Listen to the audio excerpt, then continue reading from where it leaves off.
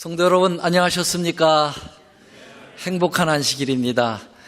오늘 찬양 정말 좋았죠? 예, 참 감동입니다. 나성중앙교회만 잘하는 줄 알았더니 우리 올랜도 중앙교회 훨씬 더 잘합니다. 감사합니다. 하나님께서 이 찬양으로 영광 받으셨을 것으로 확신합니다. 여러분, 오늘 말씀의 제목이 혹시 뭔지 아세요? 네, 화면을 좀 바꿔주시면 이제 제목이 뜨겠는데요. 나귀 새끼 주인의 행복이라는 그러한 긴 제목을 정해봤는데요. 여러분, 제가 여기 우리 교회에 온 지 벌써 이제 한 달이 다 돼가는데요. 안식일 설교를 몇 번 했을까요? 잘 모르면 제 손을 보면 답이 있다고 그랬잖아요. 5번 했습니다. 이 5번 한 설교에 공통적인 단어가 하나 있는데요. 뭘까요? 행복이라는 것입니다. 먼저 우리 마가복음 11장 1절로 3절 오늘 본문의 말씀이죠. 함께 읽겠습니다. 이르시되, 시작. 이르시되 너희 맞은편 마을로 가라. 그리로 들어가면 곧 아직 아무 사람도 타보지 않은 나귀 새끼에 매어 있는 것을 보리니 풀어 끌고 오너라. 만일 누가 너희에게 왜 이리 하느냐 묻거든 주가 쓰시겠다 하라. 그리하면 즉시 이래로 보내리라 하시니. 그래서 5번의 설교를 제가 잠깐 제목을 좀 소개하면요. 제일 첫 번째 날이 신앙의 일석일조, 선하고 행복해야 된다. 두 번째 주에는 기쁨을 이기지 못하여 부르는 무슨 노래요? 행복의 노래. 세 번째 주에는 고난과 행복의 역학적 패러다임이라는 제목으로 말씀드렸고, 지난주에는 5째 참새의 행복, 이번에는 나귀 새끼 주인의 행복. 왜 목사님 이렇게 참새, 짐승 이런 것들 얘기를 많이 하냐? 저희 아버지가 수의사시였거든요. 그래서 아마 그런 관심이 좀 더 있었는지 모르겠습니다. 여러분, 사복음서를 보면은 예수님의 공생애 중에서 우리의 인간적 상식으로는 도저히 이해가 안 되는 그런 아주 파격적인 행동을 예수님께서 보일 때가 있었습니다. 그래서 기독교를 비판하는 사람들은 이제 그런 걸 가지고 이 기독교가 엉터리라는 거예요. 기독교의 시조인 예수라고 하는 존재가 이렇게 막 행동을 하는데 이걸 어떻게 윤리적인 교회로 받아들일 수가 있겠냐, 이런 표현을 하는데요. 예를 들면 첫째, 예수님은 밀주업자다, 그렇게 이야기를 합니다. 왜냐하면 가나의 혼인잔치에서 정부의 허락도 없이 물을 술로 바꿔서 제공했다. 그러니까 밀주업자다, 그렇게 비평하는 사람들이 있어요. 둘째로는 예수님은 폭력자요, 협박범이다. 어느 날 갑자기 성전에 와가지고 상을 뒤 엎으시고 책찍을 들고 휘두르시는 대단한 그런 기물 파괴범이다, 이렇게 평가를 하는 사람도 있어요. 또 셋째로는 예수님은 환경 파괴자다. 왜냐하면 배고프시다고 하는 핑계를 가지고 잘 있는 나물 갖다가 저주를 해가지고 나물을 다 말라 죽게 했다. 넷째로는 예수님은 가정 파괴자다. 왜냐하면 그 예수님의 말씀 가운데 며느리와 시어머니가 부모와 자식 간의 원수가 되리라, 그렇게 해서 가족끼리의 원수를 만들어버리는 존재가 아니겠느냐. 마지막 5번째로는 예수님은 남의 소유를 갈취하는 날강도다, 그렇게 표현했어요. 왜냐하면 예루살렘을 입성하면서 나귀 새끼를 타고 가야 되기 때문에 벌건 대낮에 남의 집 나귀를 갖다가 무조건 끌어오라고 자기 부하를 시켜서 이야기하고, 뭐라고 그러면은 우리 보스가 가져오라고 했다 하고서 협박을 하면 될 거다. 이게 도대체 진정한 진리를 가진 교회의 그러한 메시아의 개념이냐 비평을 하는 거죠. 여러분 그럴싸합니까? 또 어떤 사람들은 그걸 또 아멘 하시는 분이 있어요. 그러면 안 됩니다. 그럴싸해요. 근데 이런 비난을 가리켜서 하나는 알고 둘은 모르는 것이다 이렇게 생각할 수 있어요. 예수님께서 그렇게 하신 배경과 본질적인 것을 제외하고 나타나는 현상만 가지고 판단할 때 얼마나 큰 오해를 가지고 있는지를 우리는 알게 돼요. 예수님께서 어떤 본질을 가지고 그렇게 하셨는가? 여러분, 제가 길렀던 새가 있어요. 이게 앵무새인데요. 제가 이름을 바다라고 지어준 거거든요. 근데 이 친구가 제가 너무너무 이 앵무새를 좋아해가지고 아주 값비싸게 사가지고 온 거예요. 근데 저하고 굉장히 잘 친하게 지냈거든요. 근데 어느 날 얘가 변심을 했어요, 저한테. 방문을 갔다 왔더니 좀 개성을 지르는 거예요. 그래서 얘 이 앵무새 중 가운데 좀 이렇게 가끔 이게 꽥꽥 소리를 지르는 그런 습성이 있어요. 그래서 그렇게 하지 마라, 말 안 들어서요. 그래서 제가 이제 물을 뿌리는데 이 스프레이 물을 잘못 집어가지고 뭘 들었느냐면은 방향제를 갖다 뿌렸어요. 그랬더니 얘가 앙심을 먹고, 그 다음서부터 저를 쪼기 시작하고, 아무리 설득을 하고 달려볼래 해도 얘가 거의 1년 반에서 2년 동안 저를 쪼아대가지고 결국은 팔을 수밖에 없었어요. 제가 이 새를 얼마나 좋아하는지 그 제 본심을 얘가 모르고, 나타나는 물 한 번 뿌렸다고 얘가 이렇게 저를 잘못 평가하는 거죠.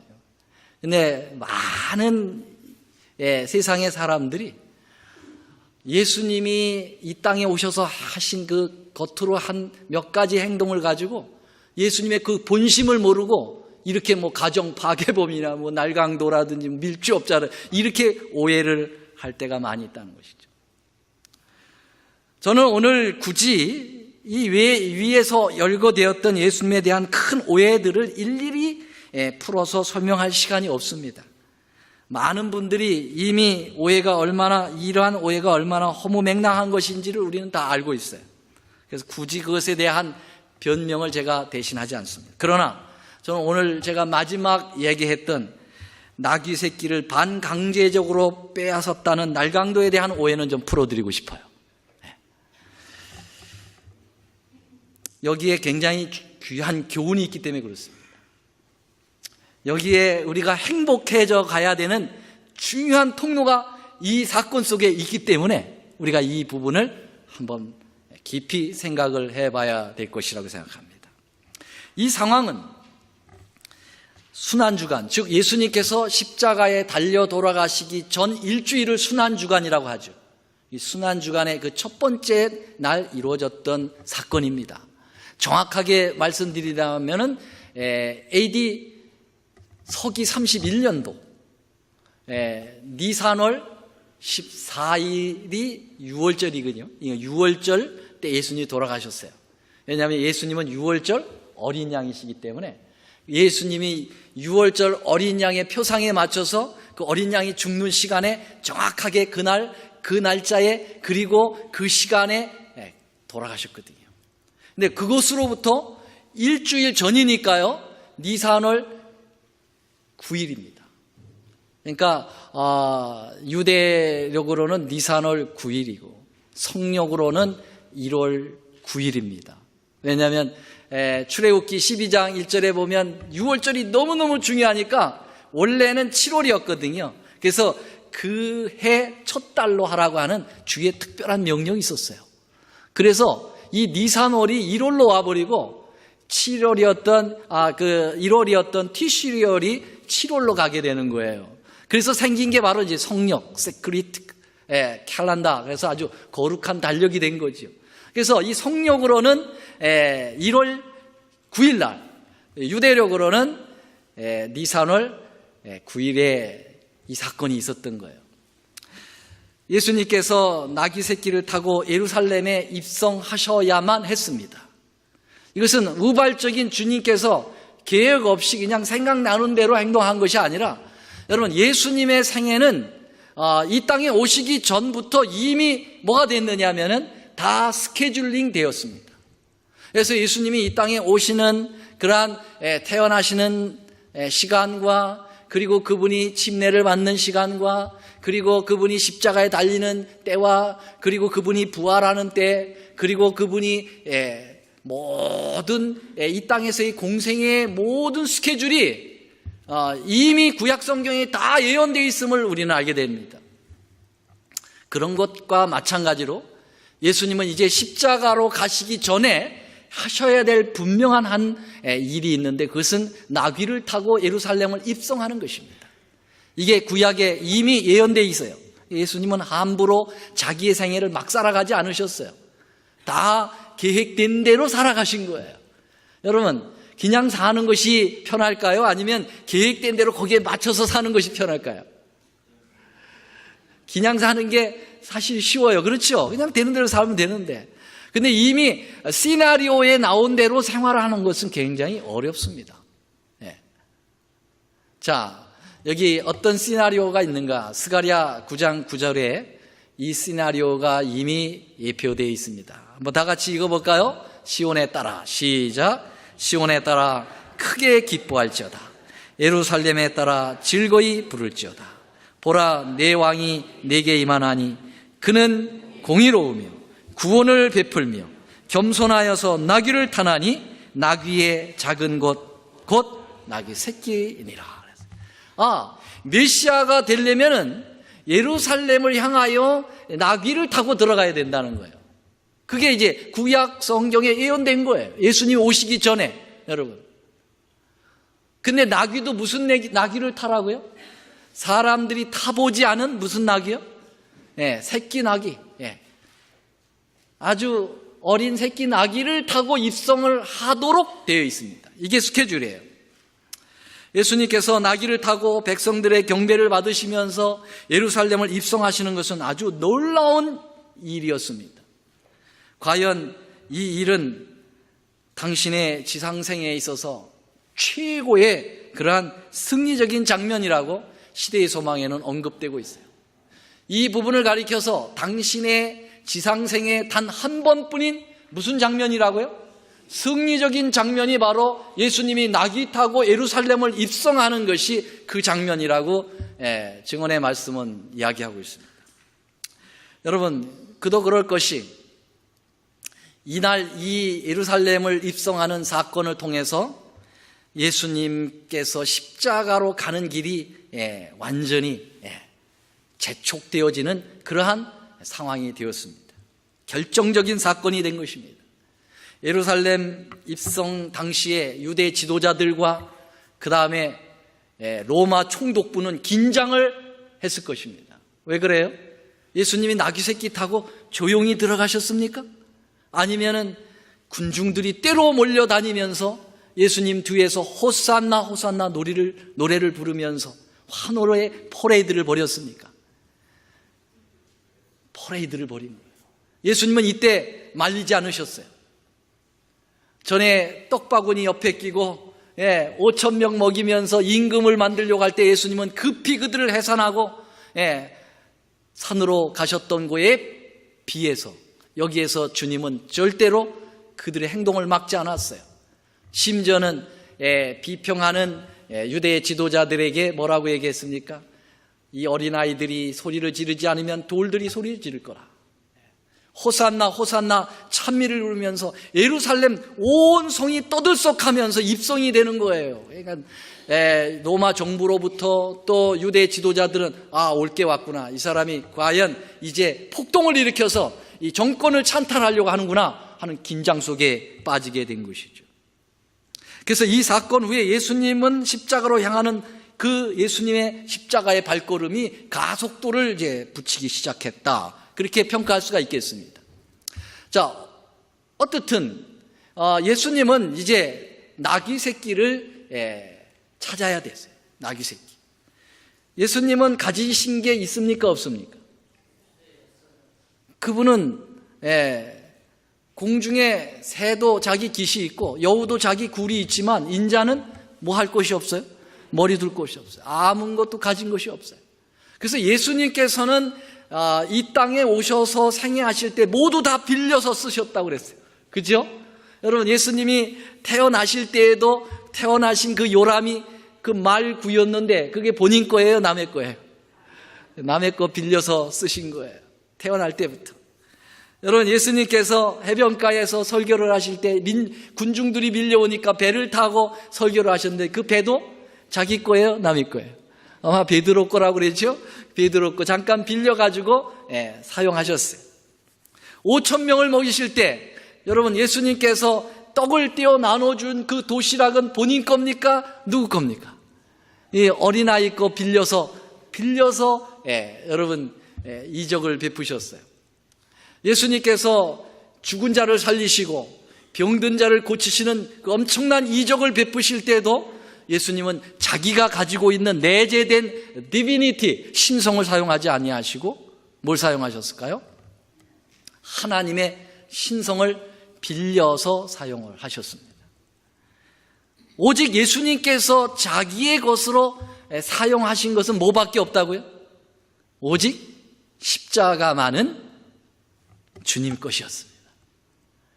그래서 작자 미상에 십자가만은 주의 것이라는 노래도 있고 시도 있어요. 누가 썼는지 참 기가 막히게 썼어요. 모든 것 주님께서 다 빌렸습니다마는 십자가만은 당신 것으로 지었다. 여러분, 예수님께서 이제 나귀를 타고 예언한 대로 입성을 하셔야 되는데 그 작은 나귀도 본인이 없어요. 그래서 빌려와야 돼요.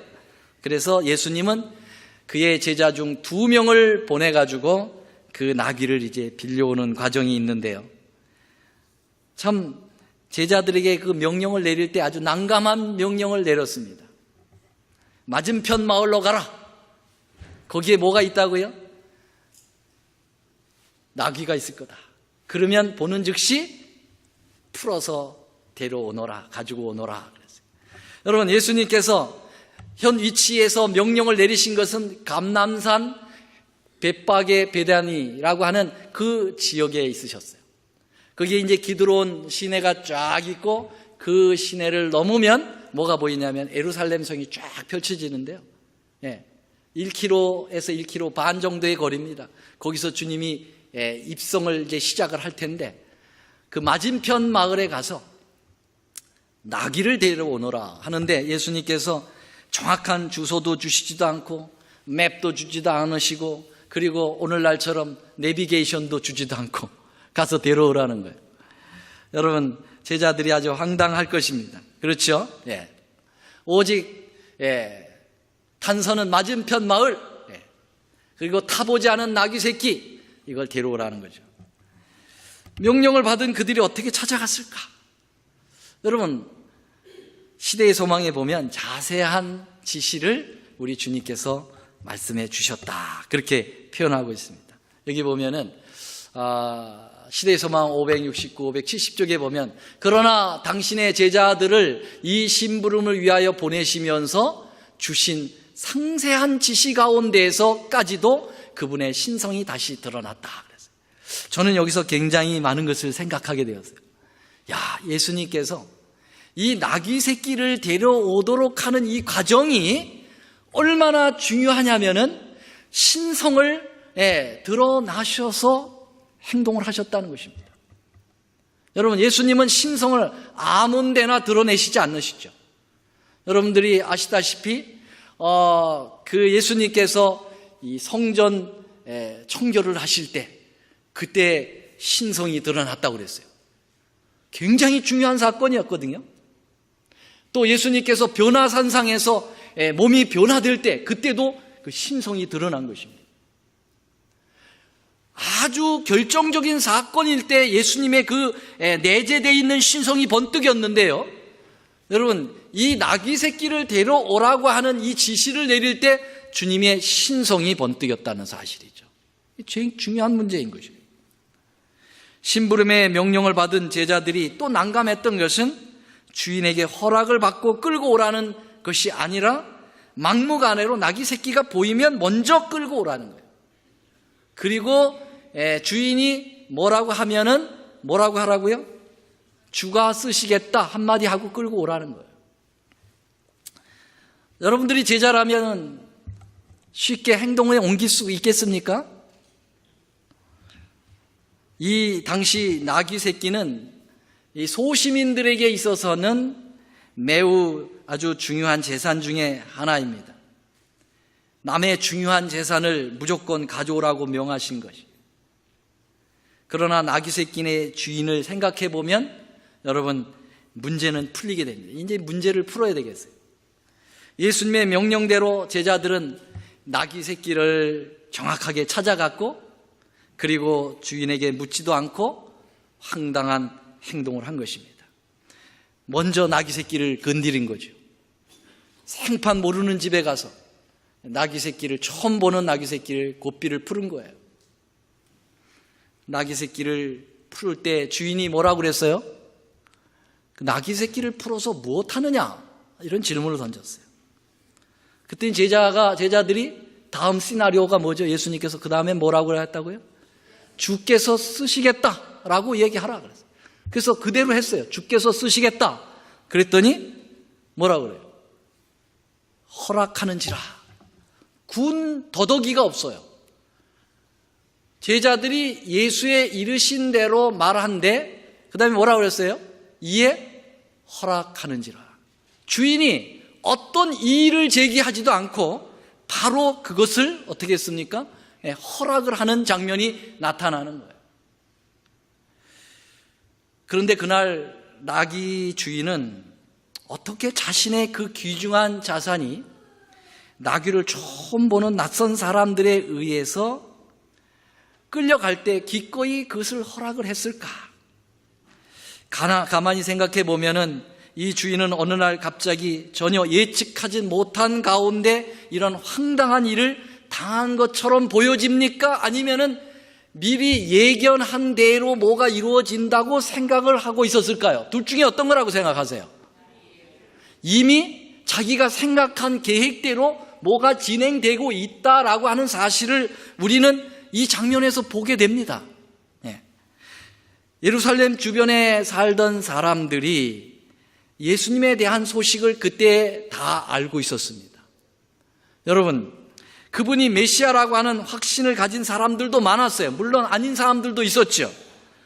그러나 예수님이 십자가에 달려 돌아가시기 일주일 전에는 이 예수라고 하는 이 존재에 대하여 예루살렘 전체가 이 예수에 대한 비상한 관심을 가지고 있어요. 예수라고 하는 이름을 모르는 사람이 거의 없었을 것이에요. 제가 오바마 대통령이 취임을 하던 때, 첫 취임을 하던 때 어디에 있었느냐면 워싱턴 스펜서빌 교회에 심을 하고 있었기 때문에 메릴랜드에 살았어요. 이 메릴랜드에서 워싱턴 DC까지는 40분 거리입니다. 근데 그 역사적인 오바마 대통령이 취임식을 하는 거예요. 그래서 제가 갔겠어요? 안 갔겠어요? 가죠. 그 옆에서 그 중요한 미국의 역사의 한 장면이 지금 지나가고 있는데 왜 안 갔겠어요? 제 딸을 데리고 갔잖아요. 그런데 여러분, 이미 오바마 대통령이 11월에 대통령 당선자로서 당선이 되고 취임식까지 2월 달인가요? 1월 달인가 2월 달일 거예요. 취임식까지 적어도 2개월 나오지 3개월 동안에는 온통 미국의 모든 사람들이 입에서 누구 얘기를 합니까? 오바마. 오바마를 모를 사람이 아무도 없는 거예요. 왜냐하면 최고의 관심거리였거든요. 여러분, 제가 그때 오바마 취임식 갔다가 3번 죽을 뻔했습니다. 왜냐하면 그때 얼마나 춥던지 추워서 죽을 뻔했어요. 두 번째는 얼마나 사람이 많은지 밟혀서 죽을 뻔했어요. 세 번째는 너무너무 사람이 많아가지고 오바마 얼굴도 못 보고 돌아왔어요. 그래서 섭섭해서 죽을 뻔했습니다. 마찬가지로 여러분, 이때 당시에 예루살렘과 그 근동 지역은 온통 뉴스가 예수였어요. 그러니까 여러분, 이 나귀 새끼 주인도 예수에 대한 것을 너무나도 잘 아는 거예요. 그분이 메시아라고 하는 확신도 가지고 있는 것입니다. 그리고 그는 예수를 뵙고 싶은 마음에 강렬함이 있었을 것입니다. 당시에 나귀는 생업의 도구 중에 하나였습니다마는 이 나귀 새끼 주인은 특별한 목적을 가지고 있었어요. 그는 처음에는 닭을 샀을 거예요. 그리고 닭이 알을 낳고 그 알을 팔아가지고 작은 염소를 샀을 거예요. 염소가 점점 커서 젖을 짜고 그래서 거기서 팔아서 이제는 그 소중한 나귀를 새끼를 산 것이죠. 왜 나귀 새끼를 샀을까? 이 사람은 나귀 새끼를 타고 메시아가 예루살렘을 입성할 것에 대하여 알고 있었습니다. 성경을 깊이 헤아린 사람이라고 사료됩니다. 그래서 아까 우리가 읽어진 것처럼 나귀 스가랴 9장 9절에 있는 그 말씀을 기억했을 거예요. 여기 시대의 서망 569쪽에 보면은 그분께서는 왕으로서 예루살렘에 들어가실 때 타실 짐승을 빨간 것이 다 같이 시작 다른 사람의 친절에 의존하셨다. 그러면 이 다른 사람의 친절이라는 것이 뭐냐? 이 나귀 새끼의 주인을 얘기하는 거예요. 이 나귀 새끼의 주인은 매우 친절한 사람. 여기에 친절이라는 것은 kind가 아니에요. spirituality, 아주 영적인 사람이라는 의미가 있어요. 그렇기 때문에 이 나귀 새끼의 주인은 매우 영적인 사람이에요. 그래서 하나님의 말씀을 보면서 메시아를 기다렸던 사람 중에 한 사람입니다. 그러면 메시아는 이제 예루살렘을 입성해야 되는데 예루살렘 입성할 때 나귀 새끼를 타고 입성을 해야 된다고 하는 사실을 그는 기억을 했던 겁니다. 그래서 그는 아주 위대한 아이디어를 생각했어요. 자, 그러면 예수님이 메시아가 나귀 새끼를 타는데 분명히 그는 빌려서 탈 거다. 그러면 내가 그 나귀 새끼를 제공하는 자가 되었으면 좋겠다라고 생각한 거죠. 여러분, 그건 너무 지나친 추측이 아니겠느냐? 절대 그렇지 않습니다. 여기 보면 이 선지서를 읽으면서 기도와 하나님의 나라를 기다리는 사람으로서의 모습이 분명하다고 하는 사실을 우리는 확인하게 되겠는데요.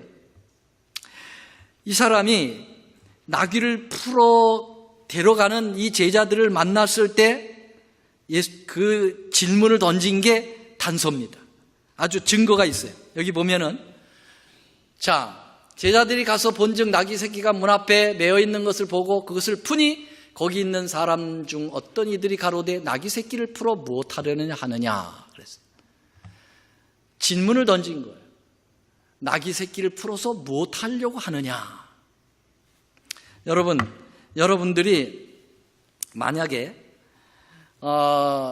새 차를 샀어요. 한 번도 탄 적이 없는 새 차를 이제 사가지고 집에다 놨는데 갑자기 어떤 젊은 건장한 친구들이 딱 오더니 여러분들의 의견도 없이 그 차를 몰고 가려고 그런다. 문을 연다. 그럼 여러분들은 뭐라고 그러겠어요? 1번, 둘 중에 하나 대답하세요. 아니 여보세요. 그 차를 무엇에 사용하시려고 하십니까? 이렇게 질문하실 분. 두 번째, 아니 이거 뭐야? 뭐 하는 짓들이야 이거? 남의 것을 함부로 너희들 폴리스 부른다? 네. 1번, 2번 손 들어보세요. 1번 손 들어보세요. 1번 손 들신 분은 정신 나가신 분들. 그렇죠? 다 2번에 손 들 거예요. 그렇지 않습니까? 아니 새 차 한 번도 타본 적도 없는 새 차를 갖다 남이 와가지고 몰고 가는데 말이죠. 예? 무엇에 쓰려고 그러십니까? 말도 안 되는 소리죠. 여러분 그렇다고 하면은 이 주인이 그렇게 반응을 보였다는 것은 예측하고 있었다는 거예요. 아, 올 게 왔구나. 예. 근데 그 질문에 뭐라고 대답을 해요? 주께서 쓰시겠다. 오케이. 틀림없다. 주께서 쓰시겠다. 예. 드디어 내 이 새끼를 타시고 나귀 새끼를 타시고 예수님은 입성을 하시는구나. 예. 아, 그러니까는 군 더덕이가 있어요, 없어요? 없어. 그냥 이에 허락하는지라. 예, 허락을 하는 거예요. 올 게 왔으니까 뭘 또 묻습니까? 예, 가져가세요. 예. 아이고 심지어 저가 필요하면 저도 데려가세요. 아마 그럴 수도 있었겠죠. 여러분, 여기 성경 본문에 주가 쓰시겠다라고 하는 말이 떨어지자마자 허락을 한 것입니다. 너무나도 이것은 분명히 이 나귀 새끼 주인은 계획하고 있었고 계획대로 지금 맞아가고 있다는 사실을 우리에게 여실히 보여주고 있는 것이에요. 근데 한 가지 더 중요한 사실은요, 여기 주인이 한 명이 아니라는 거예요. 복수로 되어 있다는 사실입니다. 여기 마가복음 11장 5절에 보면 거기 섰는 사람 중에 어떤 이들이 물어 가로되 그것을 풀어 무엇에 하려고 하느냐, 그렇게 나와 있어요. 그래서 어떤 이들이라고 하는 복수로 되어 있어요. 누가복음 19장 33절, 이 나귀 새끼를 풀 때 그 임자 뭐라고 그랬어요? 그 임자들이 이르되 그랬어요. 임자가 복수예요, 복수. 여러분, 그것은 무엇을 의미하는가? 이 나귀 새끼 주인은 혼자 결정한 게 아니에요. 온 가족과 함께 모여서 예배를 드리면서 이제 메시아가 오신 것 같다. 그 메시아가 곧 예루살렘을 입성하실 거다. 그때 나귀를 타실 거거든. 아빠가 이제 나귀 새끼를 사가지고 온 이유를 알겠니? 그거 주님께 드릴 거야. 가족들이 동의합니다. 그리고 늘 기다리겠지요. 함께 찬양하면서. 그런데 어느 날 가족들이 모여 있는데 어떤 사람들이 와서 풀고 가는 거예요. 그때 이 주인들이, 다시 말하면 온 패밀리가 질문을 던지는 거죠. 아, 아빠 올 게 왔군요. 정말 아빠 말이 맞았어요. 예수님의 그 나귀 새끼가 이제 예수님을 태우고 예루살렘을 입성할 때 이 가족들이 집에 있었을까요? 쫓아갔을까요? 쫓아가야죠. 그렇지 않습니까? 쫓아가서 호산나 호산나 할 때 이 사람들은 뒤에서 뭐라고 그랬겠어요? 남이 듣든지 말든지 저 나귀 새끼 누구 거라고요? 저 나귀 새끼 제가 빌려드린 거예요. 제가 빌려드린 거예요. 사람들의 한성 속에 다 묻혀 있겠지만 그들은 그게 자랑스러웠던 거예요. 얼마나 기뻤을까요? 얼마나 행복했을까요, 여러분? 여러분들이 소유한 것을 예수님이 직접 사용하신다면 행복하겠어요? 안 행복하겠어요? 그래서 나귀 새끼 주인의 행복입니다. 여러분, 기뻐하며 흥분된 하루가 지나가고 그 나귀 새끼는 어디로 갔을까요? 예수님이 갈취했을까요? 끝까지? 아니에요. 예수님께서 그 나귀 새끼를 사용하신 다음에는 다시 주인에게 돌려주었을 것입니다. 왜요? 빌려온 것이니까. 여러분, 여기 그 단서가 있어요. 마가복음 11장 3절에 보면 만일 누가 너희에게 왜 이리 하느냐 묻거든 주가 쓰시겠다 하라. 그리하면 뭐라고 그랬어요? 즉시 이리로 보내리라 하시니 그랬어요. 여러분, 성경을 가지시면 마가복음 11장 3절을 한번 펴보세요. 마가복음 11장 3절에 보시면은요, 거기 옆에 아주 조그만 번호가 매겨져 있을 거예요. 마가복음 11장 3절에 보면은, 거기 보면은 만일 누가 너에게 이렇게 하느냐 묻거든 주가 쓰시겠다 하라 할 때 그 하라 앞에 1번 하고 가로 쳤어요, 안 쳤어요? 쳤어요, 안 쳤어요? 확인이 안 됩니까? 성경에 다 가로가 있어요. 그 1번의 기호가 있어요. 그리고 여러분 성경 맨 밑으로 내려가 보세요. 그리고 맨 밑에 가면은 1번 하고 거기 설명이 돼요. 또는 즉시 돌려보내리라 하라 하시니. 맞습니까? 요걸 나눠주라고 합니다. 나눠주. 그래서 성경을 원어적인 관점에서 해석을 해준 거예요. 아주 이해하기 좋게, 아주 친절하게 말이죠. 그러니까 나귀 새끼를 쓰고 난 다음에는 뭐 하겠다는 겁니까? 예수님께서 돌려줄 테니까 걱정 말고 빌려주라, 이 말이에요. 그러니까 예수님께서는 약속대로 그날 예루살렘 입성을 다 마친 다음에는 다시 벳박의 베다니로 돌아가시거든요. 돌아간 다음에 제자를 시켜서 나귀 새끼를 돌려보내 주었을 것입니다. 여러분, 나귀 새끼 주인은 그 나귀 새끼를 받고 어떻게 생각했을까요? 이건 제 상상입니다. 이거는 뭐 성경적인 거니까, 아닌 거니까 믿거나 말거나예요. 이 사람이 그 이후로는 그 나귀 새끼를 탁 사람들에게 자랑하면서 이거 예수님이 타고 입성한 거야. 한 번 타는데 완데나리온. 예. 아마 그렇게 했는지도 모르죠. 예. 유명한 나귀 새끼 주인이 됐어요. 예. 메시아께서 내 나귀를 타셨다. 평생 그는 주를 전하며 살았을 것입니다. 사랑하시는 성도 여러분, 여러분들도 이 나귀 새끼 주인처럼 주가 내 것을 쓰신다면 그것을 영광으로 생각하고 언제든지 기꺼이 드릴 준비가 되어 있습니까? 왜 아멘 소리가 이렇게 자신이 없어요? 아니면 할 수만 있으면 주께서 쓰시겠다고 하는 이 잔을 내게서 피하게 해주세요, 그렇게 기도하고 계신지 모르겠습니다. 하나의 우화가 있습니다. 교황이 병이 들었어요. 각국의 주교들이 다 모여들었습니다. 기도회가 열렸습니다. 그런데 한 유명한 의사가 제안을 합니다. 교황의 병은 심각합니다. 일반 약으로는 안 되고 사람의 간이 필요합니다. 주교들이 회의를 했어요. 이 사람의 간을 어디서 구해오느냐? 어디서 구해올 수가 없다. 그러니 우리 주교들 중에서 한 사람이 간을 내놔야 된다 그랬어요. 그럼 누가 이 간을 내놓을 것인가? 자원하여 손을 들어보라 했다. 아무도 손을 안 들어. 그러면 우리가 기도회를 하자. 기도회를 하면서 이 수석 추기경이 이 새털 깃털 하나를 가지고 훅 하고 내가 날려보내는데 이게 이제 어느 주교의 어깨에 떨어지면 그 사람이 간을 내놓는 거예요. 훅 하고 불면서 이제 기도를 시작하는데 어떤 한 주교 어깨로 내려오는 거예요.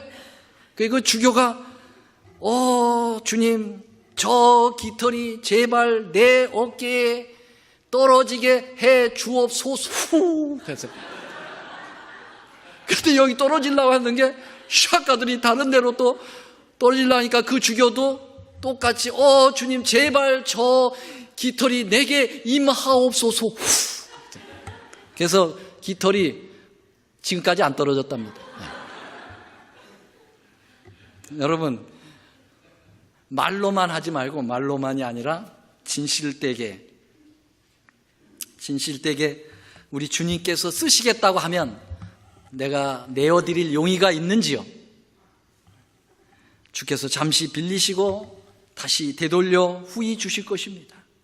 우리는 이 나귀 새끼를 빌려 쓰시는 주님의 모습에서 몇 가지 교훈을 생각할 수 있습니다. 첫 번째로는 하나님께서는 자원하는 자의 것을 쓰신다는 것입니다. 아멘? 여러분, 이 나귀 주인이 자원하여서 드린 거예요. 뺏긴 거 아닙니다. 설명드린 대로 나귀 새끼 주인은 오래전부터 이걸 주님께 드리기를 위하여 간수하고 준비해 왔던 것입니다. 그렇기 때문에 나귀 새끼를 주면서도 행복할 수 있었던 거예요. 여기 주의 말씀이 있습니다. 시편 51편 12절에 보면 주의 구원의 즐거움을 내게 회복시키시고 자원하는 심령을 주사 나를 붙드소서. 자원하는 심령, willingly예요. 여러분, 마지못해가 아니에요. 자원하는 심령. 이제 우리는 하나님의 사업을 위하여 오늘부터 우리는 직원 선거를 이제 시작합니다. 주께서 여러분들을 쓰시겠다고 말씀하실 것입니다. 그때 여러분 준비됐다는 대로 그러한 마음가짐으로 주께서 쓰시겠다면 내어드리겠습니다. 제발 후 이렇게 하지 마시고. 참 제가 계속 우리 교회 와서 듣는 얘기는 선거 쉽지 않을 거려 목사님 다 안 한다고 그래서 그렇게 하지 마세요. 그건 하나님의 뜻이 아니에요. 하나님께서 필요하시겠다니까 연약해서 쓰는 거지 잘나서 쓰는 거 아니잖아요. 맞습니까? 나귀 새끼, 여러분 새끼를 쓰시잖아요. 새끼, 아무것도 모르는 새끼. 죄송합니다. 제가 욕을 하는 건 아니에요. 여러분 주님께서 쓰시겠다면 내어드려야죠. 왜 피하려고 하십니까? 우리는 나귀 새끼 주인의 행복의 노래가 나와야 합니다. 부족한 저 같은 자도 쓰려고 하시는군요. 주님 가져가세요. 제가 주님을 위해서 헌신하겠습니다. 미력 하나만 말이죠. 베드로전서 5장 1절로 4절에 보면 너희 장로들에게 권하노니 나는 함께 장로된 자요 그리스도의 고난에 증인된 자요 나타날 영광에 참여한 자라. 너희 중에 있는 하나님의 양무리를 치되 부득이함으로 하지 말고 오직 하나님의 뜻을 조차 뭐함으로? 자원함으로 하며 더러운 일을 위하여 하지 말고 오직 즐거운 뜻으로 하라고 그랬어요. 아멘입니까? 여기 장로라고 하는 직분에만 명칭이 된 게 아닙니다. 비롯하여 집사의 직분, 또 비롯하여 성경에 이 우리 교회에 있는 크고 작은 모든 직분을 이야기하는 거예요. 주님이 원하신다면 여러분 자원하여서 여러분 하나님께 내 심령을 드리고 나의 시간을 드리고 나의 헌신을 드리는 것이 하나님의 백성이 아니겠습니까? 재림을 기다리며 정직히 사는 사람이란 하루하루 오실 주님을 준비하면서 자원하며 헌신하는 마음으로 주님을 기다리는 사람들이 진정한 재림 교인들입니다. 두 번째로 예수님은 나귀 새끼라는 물질의 요구보다는 그 물질을 통한 우리의 마음을 얻고 싶었던 것입니다. 하나님은 돈이 없어서 우리에게 헌금을 요구하시는 것이 아닙니다. 여러분, 예수님은 능력이 없어서 나귀 새끼를 빌려오신 게 아니에요. 여러분, 예수님께서는 창조주십니다. 그분은 온 우주를 만드신 분 아닙니까? 근데 나귀 새끼 하나 못 만드시겠어요? 그냥 바로 명하셔서 나귀 새끼 만들어서 타고 가시면 되죠. 근데 왜 그렇게 복잡한 일을 하십니까? 그것 과정을 통해서 주님께서 우리에게 말씀하시고자 하는 교훈이 있고 그 나귀 새끼에 대한 그 주인에 대한 그 놀라운 준비성을 우리에게 표현하시려고 하는 것입니다. 하나님은 마치 오병이어의 기적을 행하실 때처럼 다 작은 도시락을 빌린 것, 더 많은 것을 주시기 위함입니다. 엘리야의 그 사르밧 과부의 통에 작은 가루병을 빌리신 것은 거기에 그 병을 통하여 수많은 많은 기름들을 사람들에게 나눠주기 위하여 그것을 빌리신 것입니다. 오늘 여러분들에게 그러한 요청이 주님께 오게 되는 것은 여러분들을 통하여 수많은 축복을 우리 예수님께서 나눠주기 위함이며 주님의 거룩한 교회를 세워나가기 위함이며 하나님의 의를 자랑하기 위함인 것을 믿으시게 되길 바랍니다. 여기 하나님이 능히 모든 은혜를 너희에게 넘치게 하시나니 이는 너희로 모든 일에 항상 모든 것이 넉넉하여 모든 착한 일을 넘치게 하려 하심이라. 기록한 바 저가 흩어 가난한 자들에게 주었으니 그의 의가 영원토록 있느니라. 마지막 세 번째로는 우리가 가진 것을 주님께서 사용하심으로써 하나님과 우리의 만남의 체험을 통해 기쁨의 삶을 살아가게 하시는 하나님의 뜻이 있다고 하는 사실입니다. 초대교회 때 물건을 서로 같이 우리가 상용하면서 그들은 얼마나 하나가 되었습니까? 주님께서 쓰시겠다고 하니까 모두 다 있는 것들을 가지고 나와서 같이 놓고 같이 쓰는 거예요. 거기에는 물건을 내놓지 못한 불쌍한 사람들도 같이 있었어요. 그런 사람들에게도 같이 쓰는 거예요. 그러면서 그들은 하나가 되어간 것입니다. 그리고 그 안에서 그들은 행복이 깃들었다고 하는 사실입니다. 여러분, 교회사적으로 가장 행복했던 교회가 어느 교회일까요? 초대교회였어요. 그 초대교회는 유무상통이에요. 내 것 내 것이 없어요. 놓고 같이 쓰는 것입니다. 공산주의 아니에요. 예수 그리스도의 성령의 역사를 통하여 주께서 쓰시겠다고 하니까 자기 것을 내놓게 된다고 하는 사실이에요. 그것은 물질뿐만 아니라 우리 자신입니다. 그리고 나의 선택이에요. 나의 의지예요. 나의 가치관입니다. 그 모든 것을 주님께서 오늘 우리에게 요청을 하신다면 기꺼이 내놓으시게 되기를 간절히 바랍니다. 직원 선거를 통하여 주님께서는 주의 직분을 맡기시려고 할 때 이를 통하여 주님은 여러분들과 교제하기를 원하십니다. 교제를 하시는 것입니다. 그리고 성도들과 성도들 간에 진정한 교제와 서로를 위한 기도를 해주기 하여 이러한 제도를 마련하게 된다고 하는 것입니다. 작년 한 해 동안 여러분들이 기꺼이 주께서 쓰시도록 헌신해 주신 교회 재직 모든 분들에게 심심한 감사를 드립니다.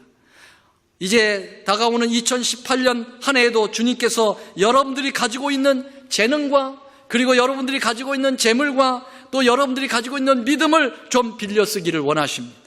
기꺼이 빌려드리고 후히 돌려 갚으시는 주님의 사랑을 체험하시고 그 안에서 진정한 행복을 구가하시는 여러분과 제가 되기를 간절히 바라면서 오늘 말씀을 드리겠습니다. 사랑의 우리 하나님, 주의 것이 되고자 하오니 가르쳐 주옵소서. 온전히 주의 것이 되기를 원합니다. 오늘 우리가 불렀던 찬미에서 온전히 되기를 약속한다고 하는 이 약속이 허지가 되지 않도록 도와주시옵소서. 이제 주께서 쓰시겠다고 저희들에게 말씀하실 때 아멘, 주여 저희를 써주시옵소서라고 허락하게 하여 주옵소서. 더 이상 군 도덕이가 없도록 도와주시옵소서. 주님께서 쓰시는 것을 행복으로 알고 살도록 도와주시옵소서. 이제는 우리 하나님의 크신 사랑과 예수님의 놀라우신 은혜와 성령 하나님의 감화교통하심이 우리 올랜도 중앙교회 모든 주의 것이 되고자 열망하는 주의 백성 위에 이제로부터 영원히 함께하옵시기를 우리 구주 예수님의 이름으로 간절히 축원하옵나이다. 아멘.